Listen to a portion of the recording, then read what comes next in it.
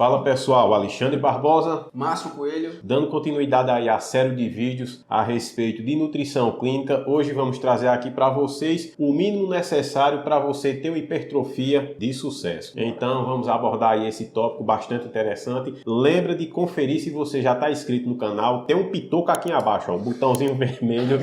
Clica nele, observa, se tiver vermelhinho é porque você não é inscrito. E rapaz, não cometa isso não, que já é um erro sério para sua hipertrofia. Perde 2 kg de massa Já magra. perde, viu? Já perde.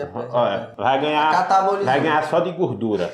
Cuida e se inscreve aí no Já canal se você ainda não foi inscrito. Lembrando que nosso Instagram tá aqui abaixo na descrição do vídeo, beleza? Márcio, vamos lá. A gente tem alguns pontos que são cruciais, né, quando a gente fala sobre hipertrofia. Não existe um grau de importância do maior para o menor, a gente vai elencar aqui algumas coisas, todas são importantes e o grau de importância de cada uma vai divergir para cada um. Cada indivíduo. Né? Então, se o cara tem um sono ruim, o sono vai ser um ponto bem importante no Sim, maior, exato. né? E por aí vai. Então, o primeiro ponto que a gente fala aqui, que é muito importante para a tua hipertrofia, é o superávit calórico, cabendo exceções aí, mas o superávit calórico, ter ali pelo menos 20% acima ali do VET, 10%, 15% acima do VET. Explica aí para o pessoal o que seria esse VET. O VET é o valor energético total, é o quanto você gasta, né, na sua taxa metabólica basal, mais o quanto tu gasta de fator atividade, exercício físico, né, atividade do dia a dia. Sabendo disso, a gente tem o VET, né, ou JET, que é o valor energético total, o gasto energético total. Então, para o cenário de hipertrofia, vai pegar esse VET e vai calcular ali cerca de 10 a 20% a mais. Exatamente. E aí, por exemplo, eu tenho um VET de 2.000. Então, eu vou pensar ali, né, teoricamente, de forma bem em cálculos mesmo, colocar 10 a 20% acima desse VET, tá? E aí, o que acontece? Eu vou ter ali um superávit calórico, tá? Consumindo mais calorias do que eu gasto. Isso entra numa classificação de Booking? Entra, mas cabe exceções. O Booking clássico é onde você faz esse superávit calórico de forma progressiva. Então eu começo com 10%, vou para 15%, vou para 20%, 25%. E isso a depender de como o corpo e o físico daquele atleta, aquele indivíduo vai respondendo. E até para ele manter uma aderência na dieta, né? Não adianta você jogar logo ali um valor muito alto, porque o cara, se não tem um apetite bom, já não vai conseguir fazer nem a primeira fase da dieta e vai abandonar a missão. E por que a gente colocou cabe exceções? Porque quando o indivíduo ele está, por exemplo, com um percentual alto, né? Isso. Então muitas vezes a gente não entra num superávit calórico. E mesmo assim a gente consegue ter hipertrofia, ou seja, dá para ter hipertrofia em déficit calórico? Dá, é possível. Esse déficit calórico ele pode ser muito abrupto, tem que ser muito, né, tem que ser muito severo? Não, ele tem que ser um déficit calórico muito bem calculado, porque você precisa ter substrato suficiente para ter hipertrofia, porém você precisa estar consumindo menos calorias, né, para que seja suficiente para você utilizar, né, a gordura como fonte energética. Então, é possível sim ter hipertrofia em déficit calórico. Mas nos cenários ideais, é interessante que você esteja com um percentual de gordura, né, adequado para você conseguir fazer esse superávit calórico sem riscos de esse percentual de gordura, mais ou menos, você gosta de trabalhar? Tipo 10%? Como que... Geralmente em homens ali por volta dos 14% para baixo, 14% para baixo. É aceitável. A gente já consegue fazer um superávit calórico controlando bem, né, esses ganhos de gordura. Até sem ganhar realmente. Então é bem possível de ser feito. Interessante que indivíduos onde tem um percentual de gordura bem baixo, por exemplo, abaixo de 10%, por exemplo, eu já posso elevar essa dieta para começar dos 20% para cima, né? Tudo depende, obviamente, como o Alexandre falou, da aderência. Isso é um ponto assim crucial, é a aderência à dieta. E nesse cenário de hipertrofia, de um book, qual o período que você gosta de trabalhar? Tipo, quantos meses em book para depois tentar ali entrar numa dieta de repente normocalórica, reversa? É bem individual. Porque vai depender da resposta também, né? Depende da resposta, depende de quando o cara quer competir. Como eu não trabalho como coach, isso já é uma coisa que já não está muito frequente na minha rotina, mas, por exemplo, quando a gente vai estudando, nutrição esportiva, por aí vai, a gente consegue compreender compreender que atletas respondem melhor quando esse book ele tem um longo prazo. Tá entendendo? Então, por exemplo, fazer um booking de 6 meses, tem indivíduo que vai responder super bem, mas tem indivíduo que vai poder passar um pouquinho mais, vai sentir a vontade, vai se sentir melhor passando um pouquinho mais. Porque vai estar treinando melhor, vai estar com mais vigor, vai estar comendo, né? Muito mais. Então, ali, a gente pode falar que a média geralmente gira em torno de 6 meses, mas isso é bem individual, bicho. Bem individual. Mas, tipo, chega também uma hora que vai atingir um platô ali, né? Que não vai mais estar respondendo. Não adianta estar colocando comida. Até porque esse aumento que a gente fez, superávit calórico, não adianta aumentando.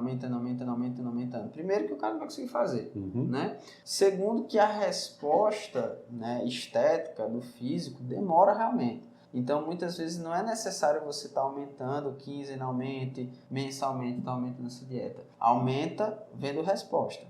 A nutrição, ela é uma eterna tentativa e erro, né, bicho? Então, por exemplo, você aplica, vê o resultado, se teve, se não teve, e aí você muda ou revê a estratégia. Então, daí você já tira aquela ideia de que às vezes você está tendo um acompanhamento aí com o profissional da nutrição e acha que toda vez que você vai para uma consulta, o cara tem que atualizar a tua dieta, tem que elevar a comida ou cortar a comida. Não, pessoal, presta atenção nisso aí. Nem sempre vai precisar fazer essa atualização, né? Que o cara faz, pô, paguei, o cara não fez a atualização. Às vezes a alteração, ela vai ser na própria prescrição, assim, de horário de dieta, alimentos em si, mas em relação aos cálculos energéticos, ao quanto está ali do valor calórico, do consumo calórico, vai mudar pouca coisa. O importante é saber que, se não está mudando, depois ali de 1 mês, 2 meses, se não está mudando alguma coisa, a gente tem que mexer, de fato. Então, por exemplo, eu trago isso para emagrecimento. Se o indivíduo ele não está emagrecendo, 4 semanas, 5 semanas, o peso está estagnado, o físico você avalia está a mesma coisa, cara, pode ter certeza que não está em déficit calórico. Está tendo alguma supressão de gasto energético, a pessoa pode estar mentindo realmente, ou superestimando ou subestimando as informações que estão falando.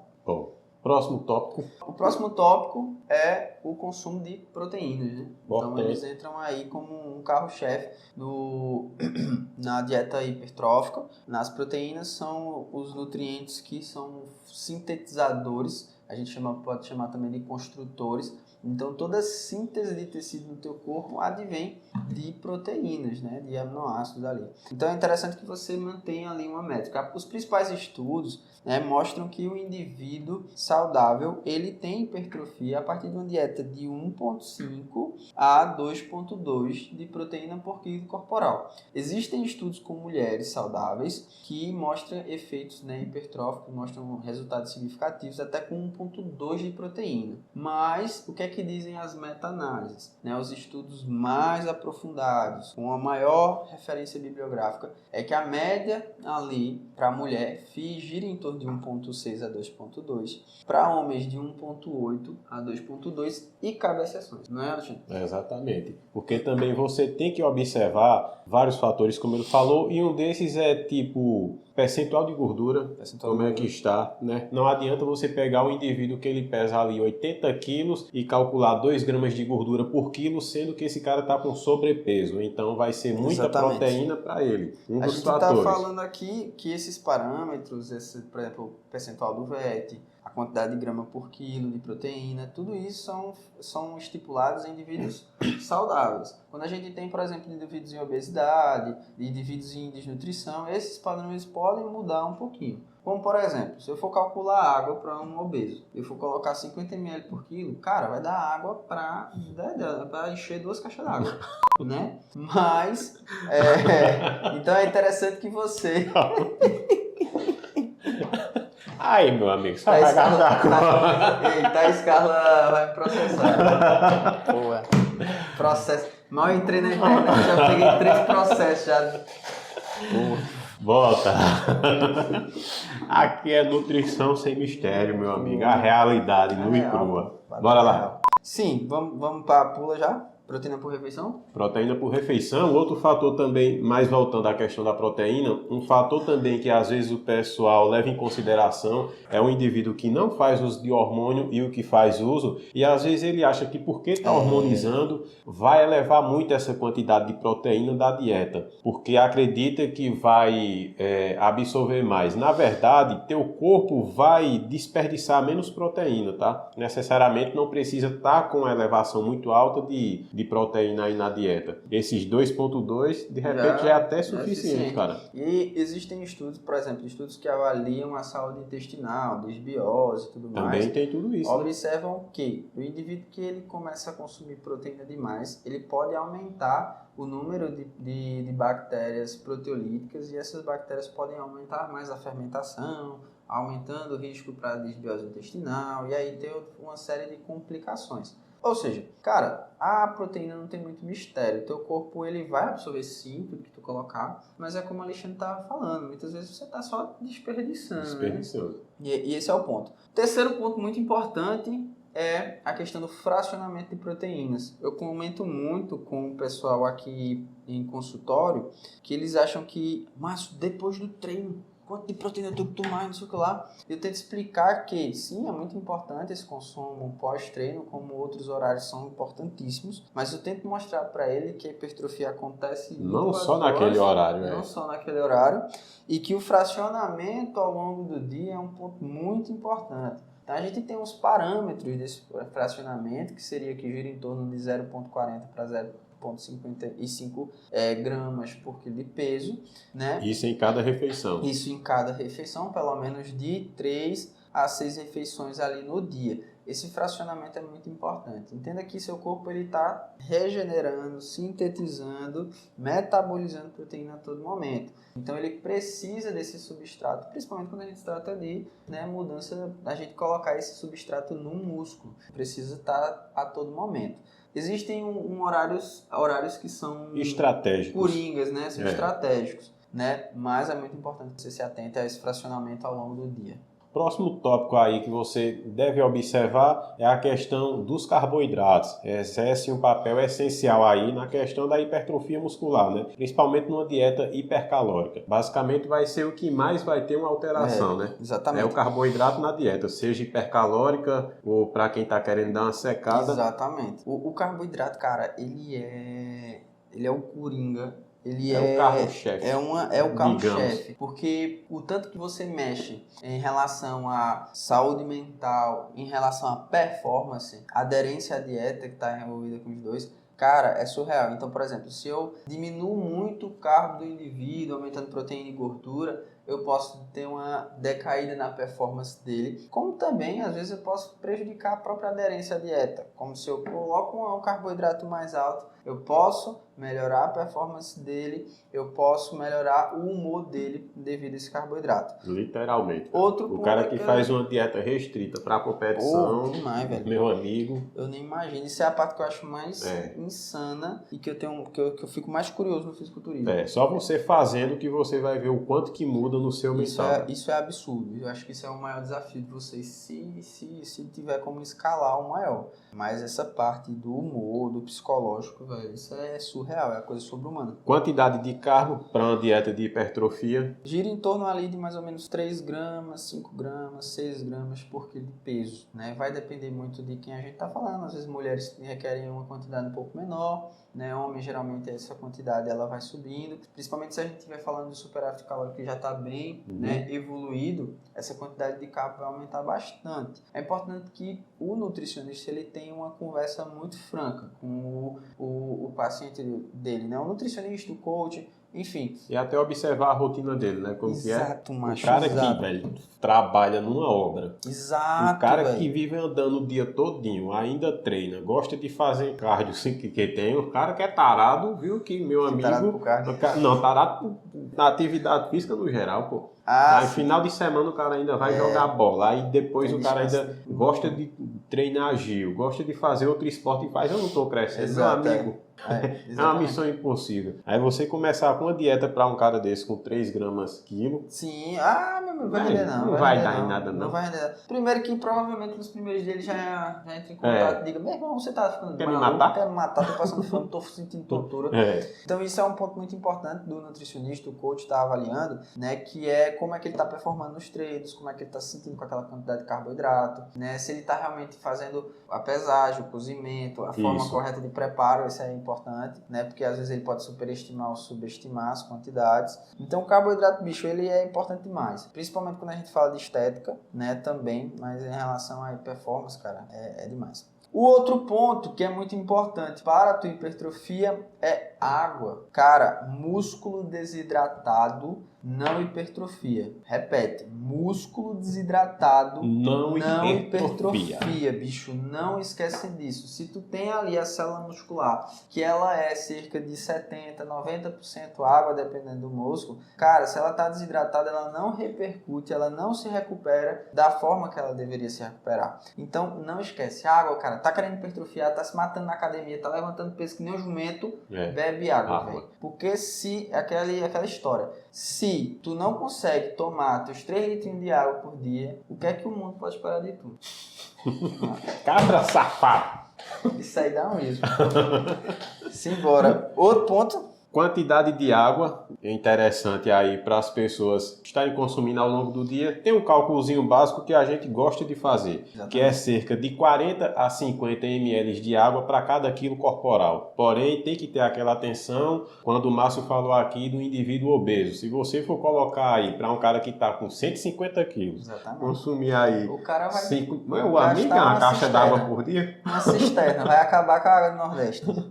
E aí, bicho, você tem que se ligar nisso. Muitas vezes a gente isola o cálculo para a massa livre de gordura e tudo mais, mas gira em torno disso. Outra forma muito massa de calcular, que é uma forma mais prática, é 1 litro a cada 20 quilos de peso. 20 quilos de peso, Essa é uma forma também prática de você, né, calcular essa quantidade de ingesta hídrica. Outro ponto muito importante, então uma dica para tu que tem uma dificuldade com beber água, é pensar em frutas ricas em água. Então, bicho, pensar em melão, melancia, abacaxi, laranja. Coloca essas frutas na tua rotina, que por mais que tu não esteja batendo a quantidade de água, se tu estás comendo uma porção boa de 3 a 4 porções dessas frutas no dia, pode ter certeza que tu tá com ingesta de água ali se aproximando do ideal. Não digo ideal, mas outra se aproximando. Questão, os chás, você gosta de... Os chás, né? Contar isso aí como sendo ingesta de água ou... Por exemplo, se eu tenho um chá diurético, tipo o hibisco, eu fico meio assim de contar com ele, porque se ele aumenta a diurese, a perda de água e tudo mais... Ele dá com uma mão e tira com a outra. Pode ser que não seja mais eficiente. Também, se a gente estiver falando de atletas, principalmente fisiculturismo, ficar ligado no físico.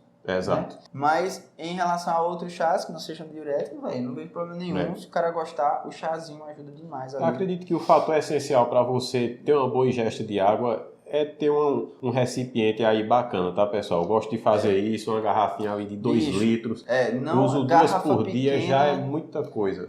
Garrafa pequena, velho, você vai ter que estar enchendo toda hora. Isso é o que atrapalha muitas pessoas de tomar a quantidade ou de copo água. d'água, né? Porque aquela não questão vai. do copinho. Aí vai toda hora no copinho, toda hora no copinho. Outra coisa, se acostume com água natural. Isso de estar tomando água gelada, alimentos gelados, tendem a chegar muito rápido no limiar de satisfação. Então, por exemplo, quando eu tomo água gelada, você não consegue, geralmente, tá? Não consegue tomar o tanto que você tomaria. Isso geralmente, na maioria das pessoas. Então, se acostuma com água natural. Tem uma garrafa de água de respeito, velho. Porque se você tiver uma garrafinha, eu até ofereço, né, pros pacientes. Tem uns que vão pra academia que eu vi com uma garrafinha de refrigerante assim. Cabra safado. Não tem condição não, tem que estar toda hora lá enchendo. De 250 ml, como é que o cara vai treinar com um negócio daquele? Pelo amor de Deus, mano. E o próximo. O próximo. Cruzou os braços. Meu amigo, essa deu raiva. Esse aqui, não, eu não acredito. O da água não dá não. Não é? O da água não dá não. Eu não sei quem é que fala isso, mas porra, se tu não consegue tomar 2 litros de água, o que é que o mundo pode esperar de você?